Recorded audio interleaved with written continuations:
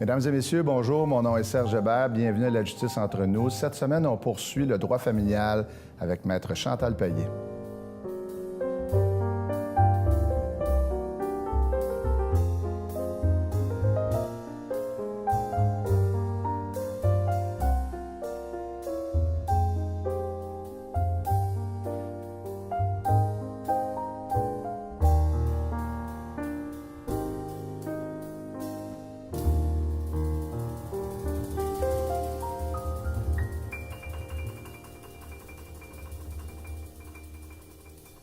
Maître Payet, bonjour et bienvenue à nouveau à La Justice entre nous. Bonjour, ça me fait plaisir. Oui, vous allez bien? Vous avez aimé votre première expérience? Bon, oui. Oui, bon. Non, on peut dire oui. Oui. Maître Payet, cette semaine, j'aimerais qu'on parle un peu, je vais vous poser des questions sur la garde, parce que, blague à part, c'est un sujet, on a parlé de pension alimentaire, on a parlé de l'admissibilité à l'aide juridique, mais il y a beaucoup de situations où il y a des auditions, là, donc on va appeler ça des procès pour les gens, qui concernent la garde des enfants. Alors oui. Moi, je vais faire le client, puis je vais vous poser des questions par rapport à mes 8 enfants que j'ai eus avec 3 conjointes différentes. Et vous allez pouvoir m'éclairer, surtout avec la dernière, avec qui je ne m'entends pas du tout. Et là, on a vraiment une dispute terrible pour la question de la garde. Puis là, on parle de jeunes d'en bas de 10 ans. J'ai bien mis la table? Oui. Vous me suivez jusqu'à présent? 8 bon. En bas de 10 ans? En bas de... Non. On pourra parler des plus âgés et qui sont à l'université, cégep, etc. Mais là, les plus jeunes, blague à part, parce que c'est un sujet... C'est dommage quand les gens se disputent pour la garde. Des fois, les gens se déchirent. Hein. Quelle serait la première... Les tribunaux, vous, comme avocate, quand vous recevez des gens, je comprends qu'on doit représenter notre client, notre cliente pour faire valoir leurs arguments. Est-ce que, comme juriste, ou si vous étiez au tribunal, qu'est-ce qui vous guide d'abord Qu'est-ce qui guide le tribunal d'abord quand on va confier la garde d'un enfant? On donne ça à la mère, à la femme. Il y a longtemps, c'était comme ça. Les gens disaient, on sait bien, les enfants sont Le seul critère, c'est l'intérêt de l'enfant. Bon.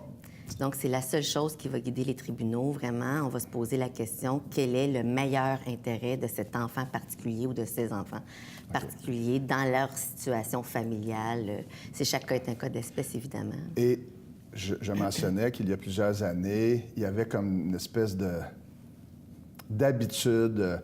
en fait, de façon standard, on disait presque aux hommes, tu vas avoir les enfants une fin de semaine sur 2, du vendredi au dimanche, 2 semaines d'été, puis à Noël, on va régler ça. Ce n'est plus le cas aujourd'hui. Plus du tout. Bon. Mais il n'y a pas non plus de présomption à une garde partagée. Hein. Des gens qui pensent que c'est automatique. Si je vais à la cour, automatiquement, on va avoir une garde partagée. Ou si monsieur vient à la cour, il va l'avoir, c'est sûr, c'est automatique.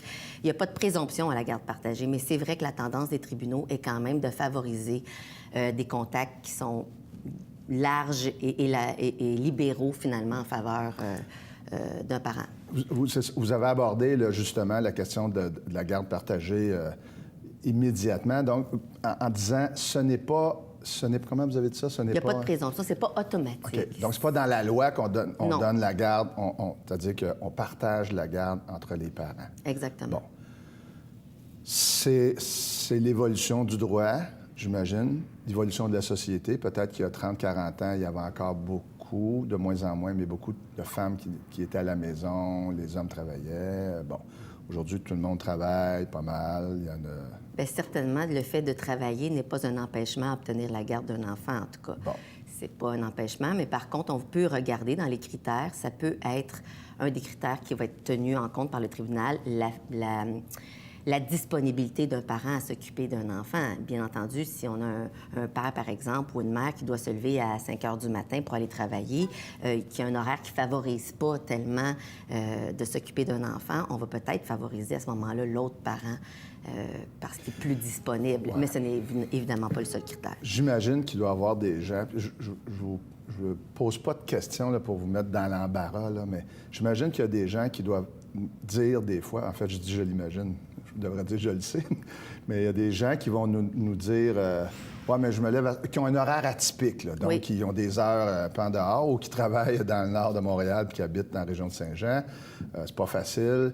Alors, si je vous dis, écoutez, oui, mais oui, c'est vrai, je me lève tôt, mais il y a quelqu'un qui va le garder, je vais aller le conduire au service de garde à 6 heures, je vais aller le chercher à 6 heures le soir, je vais être avec mon enfant. Est-ce qu'on va considérer ça? Est-ce que le tribunal va... Puis par exemple, là, je ne veux pas dire le père ou la mère.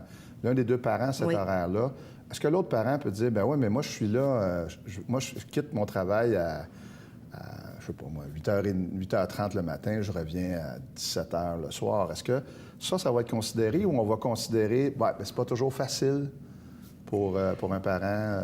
C'est vraiment un ensemble de critères qui va être pris en compte par les tribunaux, mais quand même, si on va quand même favoriser l'autre parent, la disponibilité de l'autre parent versus une tierce personne. Donc, par exemple, une mère pourrait dire, oui, mais moi, la grand-mère maternelle peut prendre l'enfant tous les matins de 5h à 8h et le soir de 8h à 10h.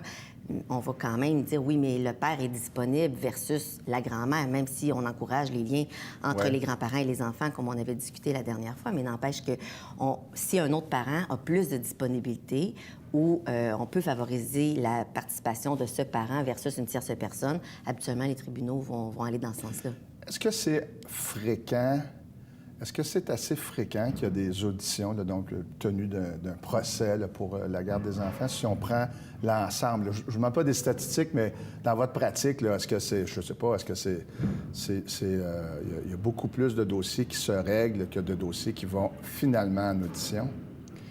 J'aime à dire que oui. J'aime à dire qu'il y a beaucoup plus de dossiers qui se règlent parce qu'on favorise, à titre de juriste, je pense, surtout en matière familiale, où il y a des enfants qui sont au milieu de la bataille entre les parents, bataille juridique entre les parents. Ce qu'on va favoriser toujours, c'est un règlement, on va essayer. Mais si vraiment il n'y a aucune possibilité d'entente, après que les parents soient allés à la séance de coparentalité obligatoire dont on parlait la dernière fois, après qu'on leur ait suggéré de participer à des séances de médiation qui sont gratuites, et puis par-dessus ça, s'ils n'arrivent pas à une entente, on n'aura pas le choix d'aller tenter de plaider ce dossier devant les tribunaux. Donc, oui, parce que là, exactement l'exemple que vous venez de donner, des gens là, qui se détestent souverainement, ils sont pas ouverts quand ils vont aux séances. Je pense, je critique pas les gens qui se retrouvent dans cette situation-là. Là. Tout le monde pense avoir raison, là, c'est ça. Tout le monde pense avoir raison. Tout le monde croit que l'autre est dans le champ, si vous me prêtez l'expression. Oui. Les enfants, eux, à travers ça, les enfants comme citoyens, est-ce qu'ils peuvent être représentés? Qui s'occupe de faire valoir, peut-être pas un enfant, peut-être un enfant de 3 ans, je ne sais pas, là, mais un jeune de 7, 8 ans, 9 ans, là, est-ce que... En matière familiale, on diffère ça de la protection de la jeunesse, là, où en protection de la jeunesse, on va attribuer automatiquement un procureur à ses enfants.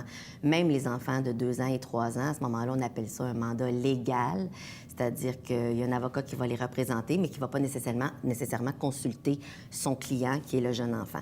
On a aussi le mandat conventionnel, c'est-à-dire que là, quand l'enfant peut manifester son désir, peut manifester ce qu'il souhaite obtenir et donner son opinion. On appelle ça, dans ce cas-là, un mandat conventionnel. Et là, l'avocat va représenter son client, son jeune client, de la même façon que l'avocat va représenter le père ou la mère. Donc, à la cour, on aurait le procureur... Un procureur à l'enfant. À l'enfant, un procureur au père, un procureur à la mère. Oui. Et chacun peut interroger, poser des questions. Bien, le rôle du procureur à l'enfant, c'est d'éviter que l'enfant ait à venir témoigner à la cour. Il y a des cas qui sont exceptionnels où les juges, parfois, veulent entendre l'enfant. Dans ces cas-là, on va essayer de favoriser là, le contexte dans lequel l'enfant va être entendu devant les tribunaux, là, s'il y a des cas particuliers. Mais habituellement, le procureur à l'enfant a plutôt le rôle de venir expliquer au tribunal quel est le désir de son client dans la circonstance particulière. En bas de 10 ans, pour revenir à notre cas particulier, le désir de l'enfant est un critère parmi tant d'autres et qui doit être pris en considération par les tribunaux, comme la capacité parentale, la disponibilité du parent, que je disais tout à l'heure, toutes sortes de critères. Mais à partir de 12 ans, ça devient un critère qui est quand même déterminant, assez important, qui va monter un peu dans l'échelle de priorité au niveau de l'appréciation des tribunaux. Excusez-moi. Est-ce que Si je pars de la prémisse que les enfants veulent voir, à moins d'un cas exceptionnel, mais les enfants, normalement, bon, des fois, les enfants peuvent avoir un attrait plus grand pour l'un ou pour l'autre des parents sans nécessité de ne pas aimer l'autre, là, mais Oui. s'accordent mieux avec un des deux. Mais on part de la prémisse que les enfants veulent voir leurs deux parents. Il faut que le tribunal tranche ça. Oui, les tribunaux doivent trancher, mais quand même, en regardant aussi, comme on disait tout à l'heure, les autres critères. Par exemple, si on a un père qui habite à la Prairie, on a une mère qui habite à Saint-Jean-sur-Richelieu, si le fait de placer cet enfant-là en garde partagée va faire en sorte qu'il va devoir faire plus de transport une semaine sur deux lorsqu'il est chez son père, par exemple, et qu'on a par ailleurs un enfant qui est fatigué ou qui a beaucoup d'activités sportives ou qui a un horaire lui-même assez chargé, les tribunaux vont peut-être dire, bien, pour cet enfant, malgré qu'il veuille voir l'autre parent, pour cet enfant-là particulier, ce serait préférable qu'il y ait un domicile plus stable, qui habite principalement chez sa mère, par exemple, qui voit son père plus des fins de semaine. Vous savez, les arrangements de garde, il y en a de toutes sortes, là. On n'est plus dans une situation où on est à une semaine ou une fin de semaine sur deux. Il y a des 2 fins de semaine sur 3 en faveur d'un parent non gardien, plus une journée dans la semaine, parfois avec un souper qui mène jusqu'au jeudi matin, par exemple. On peut parler de toutes sortes de types de garde partagée aussi. C'est plus nécessaire. Il ne faut pas penser en termes de pourcentage. Moi, je veux 50 du temps de garde qui correspond à 182,5 jours dans l'année. On veut regarder ça dans son ensemble. Oui, les parents veulent se partager la garde, mais la question du pourcentage, qui a un effet sur la pension alimentaire par ailleurs. Oui, on a discuté à la dernière émission. Là. C'est pas ce qu'on va regarder pour l'intérêt de l'enfant. On peut dire, oui, les parents vont se partager la garde dans une proportion de 40 en faveur d'un parent, 60 à l'autre, parce que, comme je disais, 40 et 60, on est dans un contexte de garde partagée. Justement, quand on parle vous donniez l'exemple de la prairie Saint-Jean. Pour ceux qui ne le savent pas, il y a la route 104 qui relie, c'est finalement 2 villes voisines, mais ça peut être 2 plus grandes villes. Ça dépend où tu habites. Oui. Alors là, et là, je fais référence à l'école. Est-ce que ça va être un facteur qui va être considéré ou qu'on doit considérer? Peut-être qu'un enfant de 5-6 ans, puis encore là, il y aurait peut-être la garderie. Mais un enfant qui va à l'école, le tribunal va également considérer... Oui. Il va y avoir un problème là, si les gens habitent trop loin. Là.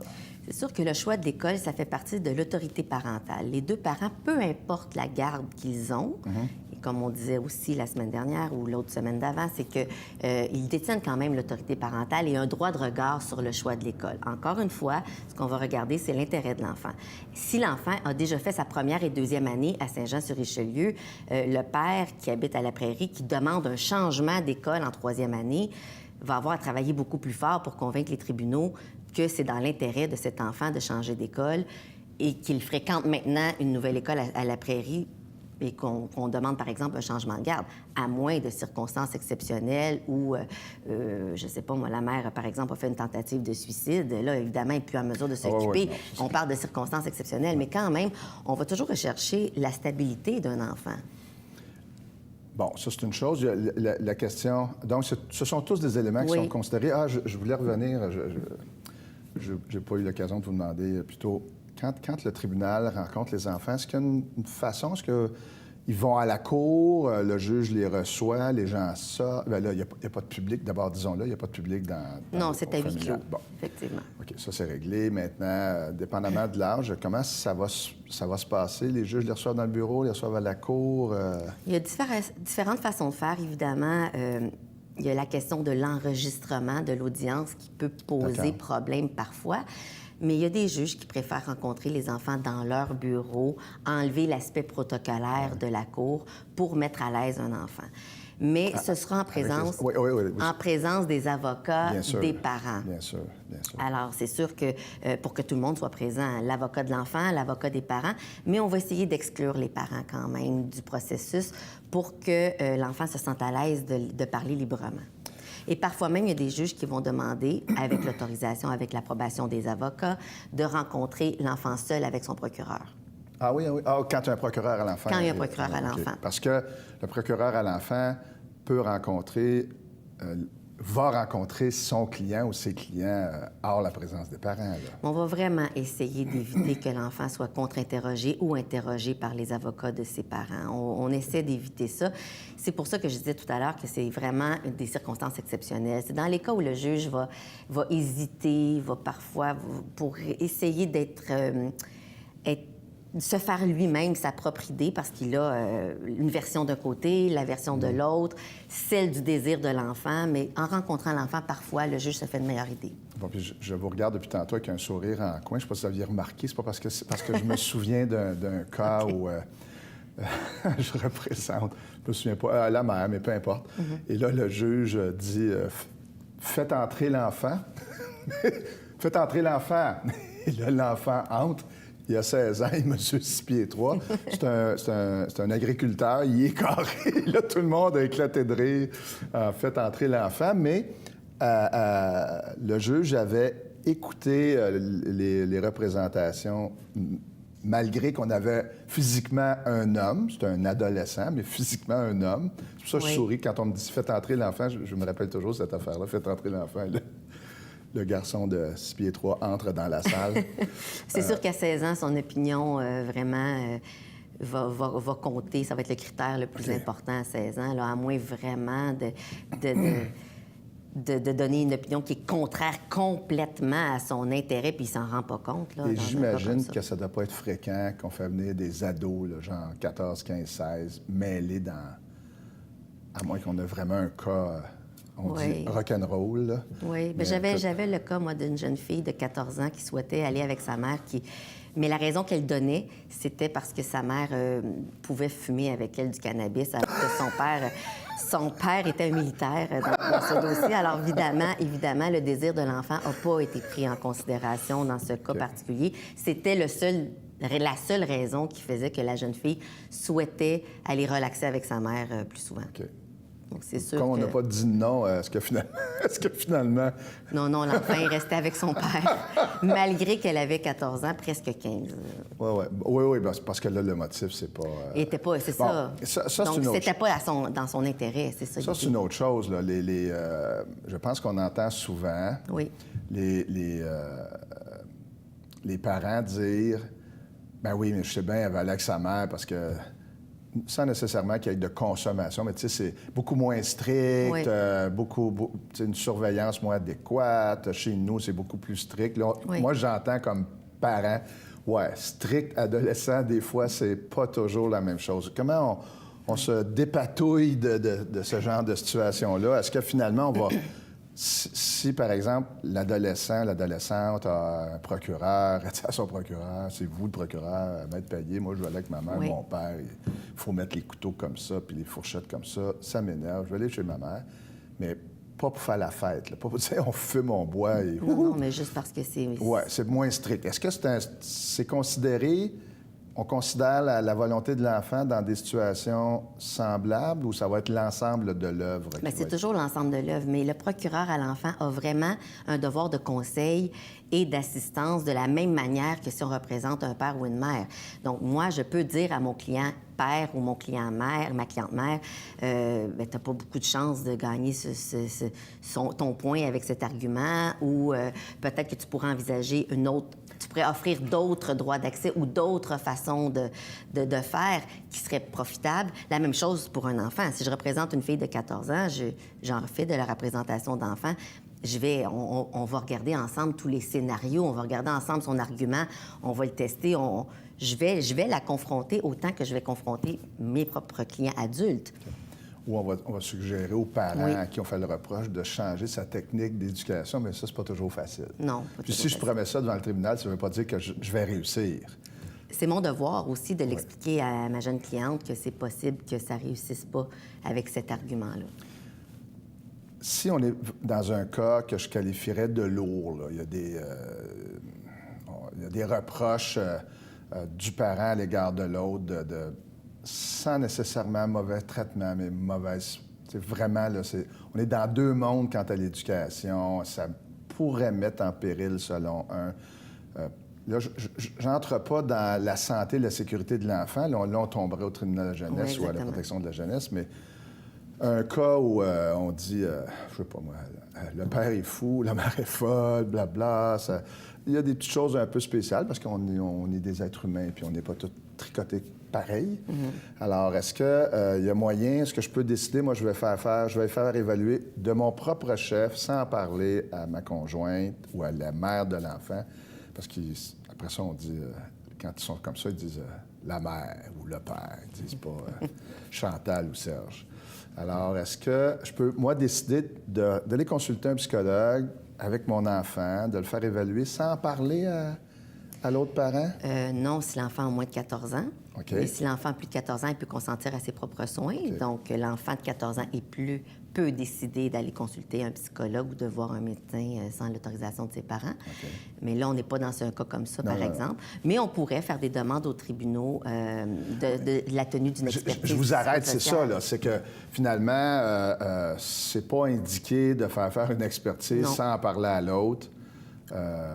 Il est arrivé Non. avec ça, ensuite, je l'ai fait évaluer. Il risque d'y avoir problème à la cour. Mais de toute façon, je ne crois pas qu'un psychologue ou un professionnel accepterait ce type de mandat sans la signature ou sans l'approbation de l'autre parent. Donc, je pense pas que ça fonctionnerait de toute manière. Puis, on a aussi le processus de l'expertise psychosociale, qu'on peut faire une demande aux tribunaux pour obtenir une expertise psychosociale qui va être commune.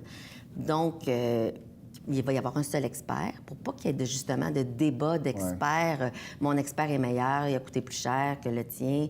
On essaie vraiment de plus en plus, surtout avec l'entrée en vigueur du nouveau Code de procédure civile. On ne dit plus le nouveau, mais en tout cas, depuis le 1er janvier 2016, depuis l'arrivée de ce nouveau code, Depuis les changements majeurs Oui. à notre coffre d'outils. Oui, Bon, on va dire ça on va comme ça. préconiser vraiment des expertises communes. Bon, c'est une volonté du législateur, du gouvernement, là, Oui. qu'on arrête de faire des auditions avec un expert qui dit blanc, un expert qui dit noir. Exactement. Mais il y a aussi la possibilité de demander aux tribunaux des droits d'accès supervisés. OK, je vous arrête 2 secondes. Je veux juste... L'expertise psychosociale, Oui. c'est défrayé par... C'est défrayé par l'État. OK, donc c'est un service offert par l'État. Là. Les gens Oui, payent pas pour mais ça. on peut aussi faire affaire, demander la tenue d'une expertise psychosociale, mais avec un expert privé. Les 2 parents vont payer à ce moment-là l'expert privé qui va arriver avec un rapport aussi de la même manière. Comme on est accessoirement dans le monde de la santé, est-ce que les délais... Puis là, c'est pas une critique, là. Est-ce que, par exemple, les parents pourraient dire non, il y a des délais, je sais pas... C'est vrai. Quels sont-ils là, actuellement, les délais? Là? C'est-tu 3-4 mois? Ça dépend 6 mois? un peu des districts, mais c'est vrai que à Saint-Jean-sur-Richelieu, pendant un certain moment, c'était de 6 à 8 mois, la tenue d'une expertise psychosociale. Je sais que dernièrement, les délais ont diminué. Ah, ils sont diminués. On est plus entre 4 et 6 mois, mais quand même entre 4 et 6 mois à attendre l'opinion d'un expert par rapport à la situation de la garde d'un enfant, ça peut être long. Ouais, c'est long. Donc, parfois, on peut effectivement demander à un expert privé de procéder à l'expertise. Et là, tout est ouvert. Là. Le parent, un des 2 parents plus en moyen pourrait dire non, mais je vais la payer, mais on va choisir ensemble, ou les procureurs, Oui. on va déterminer Oui. qui va être l'expert. Oui, tout est ouvert. Au niveau du C'est ça. privé, ça peut être un des 2 qui paye, les 2... 50-50, 60-40. Oui, on, tout à on fait. peut décider pour une question d'efficacité. Je répète, là, je ne critique pas le service là, qui font... Ils font ce qu'ils peuvent avec font un très bon c'est travail. ça, dans le Oui. milieu de la santé. Et là, l'expertise psychosociale va nous indiquer quoi de façon globale en général? Bien, c'est des mandats qu'on leur donne, mais habituellement, certainement, on va leur demander de se prononcer, de faire des recommandations sur la garde et les droits d'accès. Donc, évidemment, ils ne vont pas se prononcer sur la question de l'alimentaire, la pension alimentaire bien sûr. du tout. C'est vraiment la garde, les accès ou garde partagée ou comment partager le temps de cet enfant auprès de ses 2 parents, dans le meilleur intérêt de l'enfant et en regardant toutes les autres caractéristiques autour, tous les autres éléments qui doivent être pris en considération. Donc, ça sert vraiment à éclairer le tribunal, qui, lui, parce que le juge est là pour une journée, mais n'a pas été dans les familles, parfois parce que les experts se déplacent, vont dans les maisons, vont rencontrer le parent avec l'enfant, vont observer l'interaction entre un parent et l'autre. Si un enfant se sent à l'aise avec son parent, s'il rit facilement. C'est des choses qu'on va voir dans les rapports d'expertise. Et ce que vous avez appelé diplomatiquement des accessoires, j'imagine que l'on parle un peu du parent, là. Vous avez plus de l'interaction, on va dire. C'est sûr, on va faire un profil du parent, le profil de l'autre parent, le profil de l'enfant. Il y en a qui ne veulent peut-être pas avoir leur profil écrit dans un dossier de cours qui va rester là, mais ça, c'est pour les cas vraiment... Oui, c'est sûr qu'un travailleur social ne procédera pas à des tests plus poussés, alors que le psychologue pourrait... Le psychologue, lui, peut procéder à des tests de personnalité. Oui. Et là, on va se retrouver avec des conclusions des tests qui ont été faits par les psychologues, alors que les travailleurs sociaux ne feront pas ça. Par contre, ils vont vraiment regarder toute la trame familiale, tous les autres éléments là, qui composent la vie de cet enfant. Parce que j'imagine qu'ils doivent se prononcer d'une certaine façon sur la capacité de l'un, de l'autre ou des deux, de dire, bien oui. là, ça tombe bien, on est deux qui ont besoin d'aide. Là, il y a des services offerts par les... On dit maintenant, c'est I3S, là, les CLSC, là, des services qui peuvent être offerts. Mais sinon, on va plutôt évaluer pour que le tribunal, le juge ou la juge puisse avoir un bon portrait de la situation puis dire, bien, l'enfant, sa santé... Oui. Non, encore là, je ne veux pas tomber dans le tribunal de la jeunesse, la santé, la sécurité, non. compromis, mais le parent, il y a un des parents qui montre une plus grande aptitude et qui s'est toujours impliqué. Je pense que ça aussi, c'est un facteur. Là. Toujours dans le meilleur intérêt de cet enfant. Donc, mais le tribunal n'est pas lié non plus par l'expertise. Il n'est pas obligé de suivre à 100 les recommandations faites par l'expert. Il peut trouver lui-même des lacunes dans l'expertise qui a été faite après avoir entendu toute la preuve, après avoir entendu les témoignages. Donc, le tribunal a quand même le pouvoir de décider de...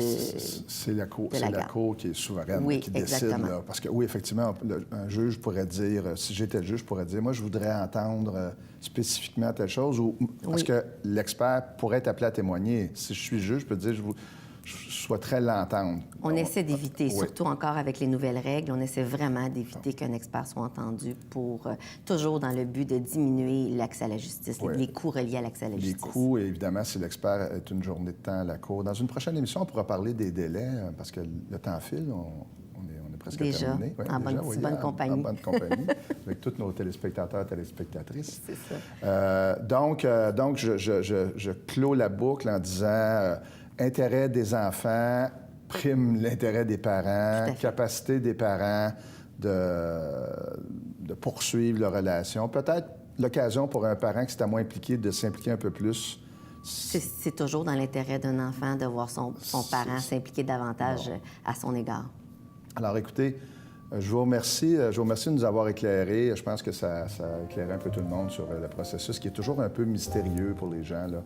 Alors, je vous remercie. On se revoit la semaine prochaine. Merci. Un plaisir.